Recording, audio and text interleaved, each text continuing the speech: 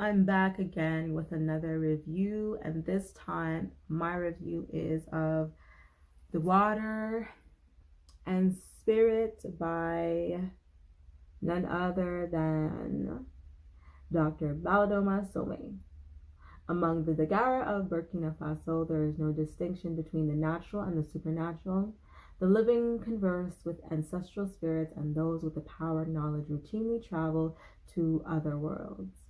Malidoma Patrice Somé was born in the Dagara village only to be abducted as a small boy and taken to a Jesuit mission school where for 15 years he was harshly indoctrinated in European ways of thought and worship. When he returned to his people, he had to undergo an initiation so rigorous that it might have killed him. Instead, Malidoma's passage between two worlds resulted in an assignment to convey his people's knowledge to the West, leading to this book of rare healing and wisdom of water and the spirit, is a remarkable sharing of living African traditions offered in compassion for those struggling with our contemporary crisis of the spirit. Wow. This book is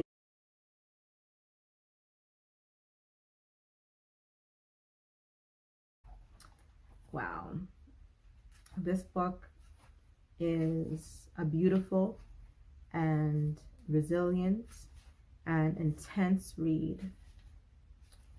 I had to read it over and over again in order to really take it in, because you read a sentence and then you're like, did he just say that? Did that? It's one of those. So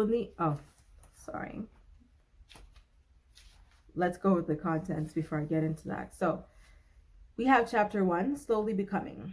We have chapter 2, A Grandfather's Farewell. Chapter 3, Grandfather's Funeral. Chapter 4, A Sudden Farewell. Chapter 5, In the White Man's World. Chapter 6, Life Begins at Nancy. Chapter 7, The Rebellion Begins. Chapter 8, New Awakenings. Chapter 9, The Long Journey Begins. Chapter 10, The Voyage Home. Chapter 11, Hard Beginnings. Chapter 12, Trying to Fit Back into Village Life. Chapter 13, The Meeting at the Earth Shrine. Chapter 14, My First Night at the Initiation Camp. Chapter 15, Trying to See. Chapter 16, The World of the Fire, The Song of the Stars. Chapter 17, In the Arms of the Green Lady. Chapter 18, Returning to the Source. Chapter 19, Opening the Portal. Chapter 20, Through the Light Hole. Chapter 21, The World at the Bottom of the Pool. Chapter 22, Burials, Lessons, and Journeys. Chapter 23, Journey into the Underworld. Chapter 24, A Mission in the Underworld. Chapter 25, Returning from the Underworld. And Chapter 26, Homecoming and Celebration, and the epilogue, The Fearful Return. Let's begin with the introduction. My name is Malidoma. It means roughly, be friends with the stranger, the enemy, because the Dagara believe that every individual comes into this life with a special destiny. Some names are programmatic. They describe the task of their bearers and constitute a continual reminder to the child of the responsibilities that are waiting up ahead. A name she or he carries, as a name implies, it is here that he is in the West to tell the world about my people in any way that I can. My elders are convinced that the West is an endangered and indigenous cultures it has decimated in the name of colonialism. Western civilization is suffering from a great sickness of the soul, turning away from functioning spiritual values, total disregard for the environment and the protection of natural resources, growing intolerance towards people of color, if unchecked, will eventually bring about terrible destruction. In many cultures, the Dagara included, it is no longer a question of preservation, but of survival in some form or another. The culture's own reality has already been superseded by the fashionable modernity. How I wondered, could these people accustomed to village life know how to get one's needs met in the city? Here in the West, I have a great deal of time for spiritual contemplation and study, and much more time to share things of the spirit with others. If I were still living in my village in Africa, nearly every spare moment would be taken up with the scathing scratching of living from the exhausted soil that is all colonialism has left us with. Why is it that the modern world can't deal with its ancestors and endure its past? It's an excellent question. Dagara believed that if such an imbalance exists, it is the duty of the living to heal their ancestors. Healing the ancestors by doing so is healing oneself. And let's go back to that.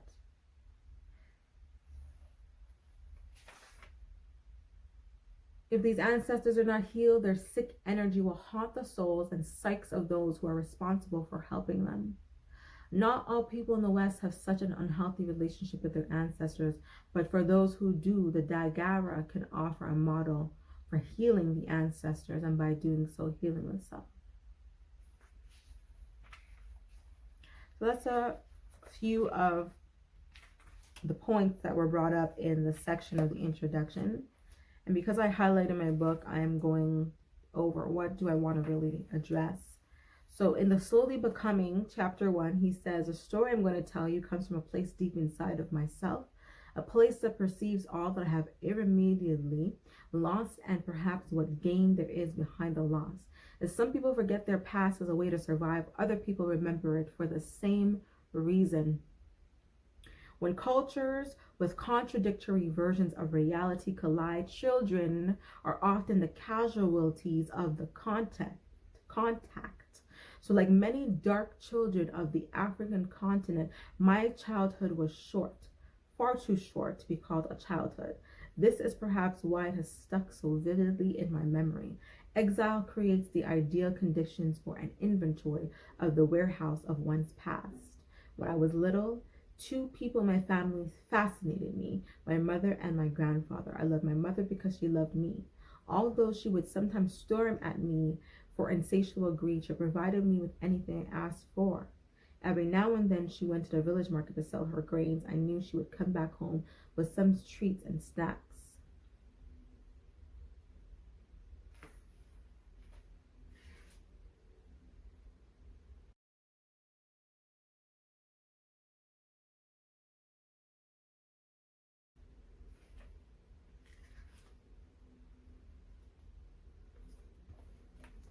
So for the Dagara, every person is an incarnation, that is a spirit who has taken a body. So our true nature is spiritual. This world is where one comes to carry out specific projects.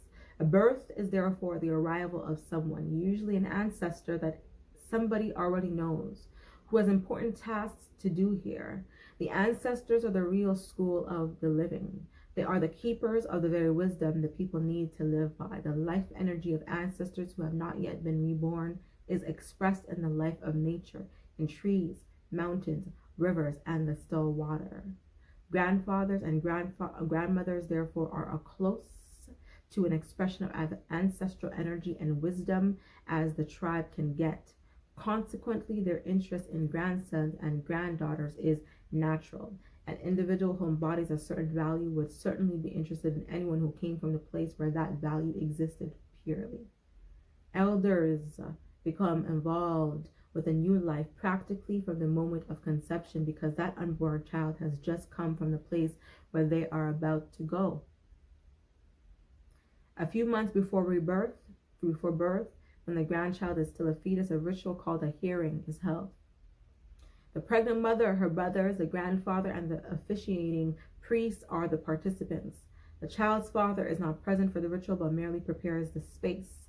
Afterward, he is informed about what has happened. During the ritual, the incoming soul takes the voice of the mother. Some say the soul takes the whole body of the mother, which is why the mother falls into trance and does not remember anything afterward and answers every question the priest asks.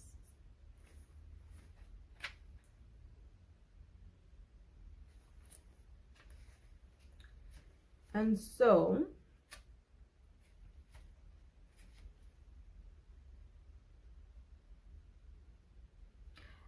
I'm gonna put the review on pause there, because the second chapter goes into a lot about his grandfather. And so I'm going to go back into chapter 1 because there's a part that I like about the Contobele, and I'm not going to really get into that here, but I wanted to talk about it. So I will go back and read about that, and then continue with aspects of what happens with his grandfather, and that leads up to how he ended up getting abducted by the Jesuits. Now, why I'm sharing this book, as usual, is because it's in context of this channel. It gives you an example of who, where, what, when, and why of the information that I share for those that need that concrete proof, or that book, or that psychiatrist, that doctorate, the certification, Malidoma. He has all these things. And he is the inspiration behind our community, in which my sister and we participate in.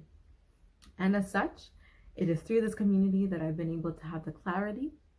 I've been able to return to my nature and my tradition and find truths that reside within me and within my family and community, that I've superseded certain types of misnomers or thought processes.